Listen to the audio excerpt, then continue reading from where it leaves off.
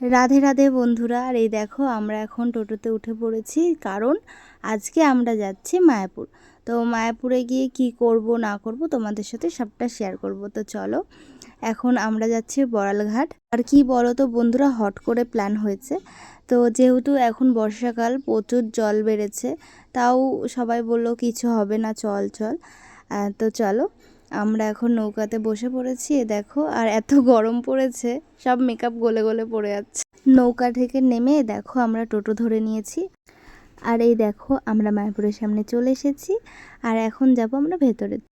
আর মায়াপুরে আসলে না মনটা খুব ভালো হয়ে যায়, কারণ বাড়ির কাছে হলেও আমাদের খুব একটা আশা হয় না। যখন আসি মানে অনেকক্ষণ টাইম কাটিয়ে তারপরে বাড়ি যাই। তো চলো আরও ভেতর দিকে যাওয়া যাক। আর এই দেখো যেতে যেতেই দেখি একটা কাঠবিড়ালি। তো আর এখন আমরা যাচ্ছি ফোয়ারার কাছে। আর কারা কারা মায়াপুরে এসেছো অবশ্যই কমেন্ট করে জানিও। তো চলো ফোয়ারার কাছে যাওয়া যাক।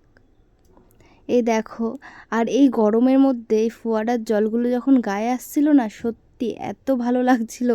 আর এই দেখো মাছ, অবশ্য ক্যামেরায় দেখা যাচ্ছে না অতটাও ভালো করে। দেখো এইদিকে আস্তে আস্তেই পেয়ে গেলাম প্রসাদ। প্রসাদ পাওয়া কিন্তু খুব ভাগ্যের ব্যাপার। আর এই দেখো বাচ্চা হয়ে গেছি, আমিও আমার ভাগ্নের সাথে উঠে পড়েছি, গোল গোল গোল গোল করে ঘুরছি। তো চলো এখন আমরা যাব মন্দিরের ভেতরে, ওখানে তো আর ফোন নিয়ে যাওয়া যায় না। তাই এই দেখো বেরিয়ে এসে আমি আবার ভিডিও করছি। এখন আমরা যাচ্ছি বাড়ি। তো রাত হয়ে গেছে অনেক। তো এই দেখো, আর তার মধ্যে প্রচুর মেঘ করেছিল, আমরা ভয় পাচ্ছিলাম নৌকা করে যাব। আমি বলছিলাম এখানেই থেকে যাই, আমি যাব না। এখানেই ভিডিওটা শেষ করলাম। সবাই ভালো থেকো, সুস্থ থেকো এবং আমার পাশে থেকো। তো চলো লাস্টে চা খেয়ে বাড়ি গেছি।